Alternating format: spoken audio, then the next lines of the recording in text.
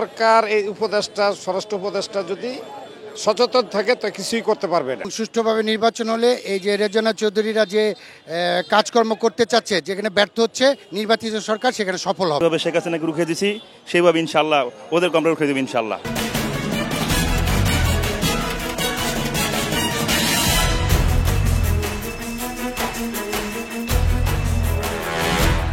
দর্শক শুভেচ্ছা। ক্ষমতা নাকি জনতা, আপনি কোন পক্ষে? আমি কিন্তু সাধারণ মানুষের কথা শুনতে আজকে এসেছি রাজধানীর নয়াপল্টন এলাকায়।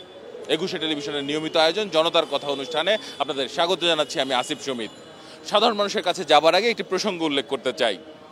খুব সম্প্রতি আমরা দেখলাম যে গোয়েন্দা প্রতিবেদন এসেছে দেশের যে কোনো স্থানে বড় ধরনের নাশকতা হতে পারে এবং সেই নাশকতা করতে পারে আওয়ামী লীগ বা তার অঙ্গ সংগঠনের নেতৃবৃন্দ। মূলত সাধারণ মানুষ এই ধরনের বিষয়গুলোকে কিভাবে দেখছেন? এইখানে স্বরাষ্ট্র মন্ত্রণালয়ের যিনি দায়িত্বে আছেন তিনি একজন সাবেক সেনা কর্মকর্তা, তাকে আরও শক্ত ভূমিকা নিতে হবে এবং জনগণকে সম্পৃক্ততা করেই সব কিছু মোকাবেলা তাকে করতে হবে। যদি কঠিনভাবে এগুলো মোকাবেলা করে তাহলে যে রিপোর্টগুলি এসেছে এগুলো জনগণকে সাথে নিয়ে যদি মুভ করে এইগুলো মোকাবেলা করা সম্ভব। সাধারণ জনগণ এটাই মনে করি যে আওয়ামী লীগ ফ্যাসিস্ট আওয়ামী লীগ বিগত দিনগুলো দেশে একটা অরাজকতা সৃষ্টি করে গেছে এবং আগামীতেও করতে একটা চক্রান্ত করছে।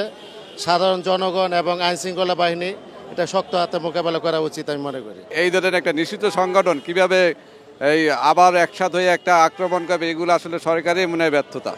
যদি সরকার এই উপদেষ্টা স্বরাষ্ট্র উপদেষ্টা যদি সচেতন থাকে তো কিছুই করতে পারবে না। কারণ এই দেশের নাগরিক অনেক বুঝে গেছে আওয়ামী লীগ সরকার কি, কারণ মানুষের ক্ষতি ছাড়া ভালো চায় না। ইনশাল্লাহ আমি আশাবাদী এই দুষ্কৃতিকারীরা বাংলাদেশে কোনো কিছু করতে পারবে না। আমরা জনগণ একাত্রভাবে আমরা মোকাবেলা করব, আমরা প্রস্তুত আছি। তারা চাচ্ছে এই দেশটা শান্ত হোক, যাতে পুনরায় তারা আবার এই দেশে আসতে পারে। ইনশাল্লাহ এই দেশের মানুষ সচেতন আছে, পারবে না। যেভাবে শেখ হাসিনাকে রুখে দিছি সেইভাবে ইনশাল্লাহ ওদেরকে আমরা রুখে দেবো ইনশাল্লাহ। আওয়ামী লীগ দুষ্কৃতীরা যেখানে কোনো ধরনের নাশকতা করবে বাংলাদেশের মানুষ আবারও সেই ৫ই আগস্টের মতো তাদেরকে প্রতিরোধ করবে। তারা আবার চাইছে যে এই দেশটা একটা অস্থিতিশীল করা এবং আগে যেভাবে ফেসিস একটা রাজনীতি এখানে ছিল, ফেসিস একটা সরকার ছিল, যে সরকার এদেশের মানুষকে ধ্বংস করেছে, সাধারণ মানুষকে এরা ধ্বংসের দ্বার প্রান্তে নিয়ে গেছে। এরা চাচ্ছে আবারও এই সাধারণ মানুষ এদেশের কখনোই তাদেরকে আর এদেশে আসতে দেবে না এবং এদেরকে প্রতিহত করবে। এখন তাদের অস্তিত্ব নেই বাংলাদেশে, এই জন্যই তারা বিভিন্ন অকারেন্স করতে চায়, কিন্তু এটা জনগণ কখনোই হতে দিবে না। অনেক ধন্যবাদ আপনাকে। দর্শক আপনারা শুনছেন সাধারণ মানুষের প্রতিক্রিয়া। এবার আরেকটি প্রসঙ্গ উল্লেখ করতে চাই।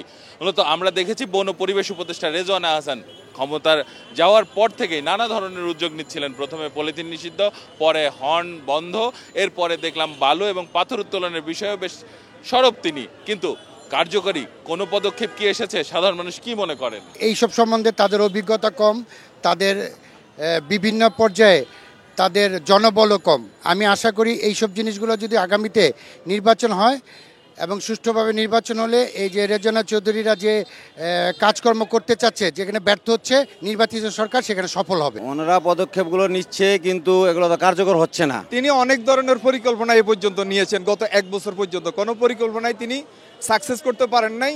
সাকসেস করতে না পারার কারণে পাবলিক বুঝে গেছে উপদেষ্টা যে ধরনের পরিকল্পনা নিচ্ছেন এগুলি কিছু হচ্ছে না। এখন এদেশের জনগণ চাচ্ছে তাৎক্ষণিক একটি নির্বাচন। কার্যকর হবে না তো, তাদের উপরে তো জনগণের আস্থা নাই। আইন শৃঙ্খলা বাহিনী যে দুর্বলতা বোঝা যাচ্ছে।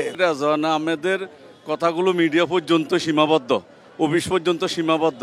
মূলত হচ্ছে যে কার্যকারী কোনো পদক্ষেপ নাই ওনার। অনেক ধন্যবাদ আপনাকে। দর্শক আপনারা শুনছিলেন সাধারণ মানুষের প্রতিক্রিয়া।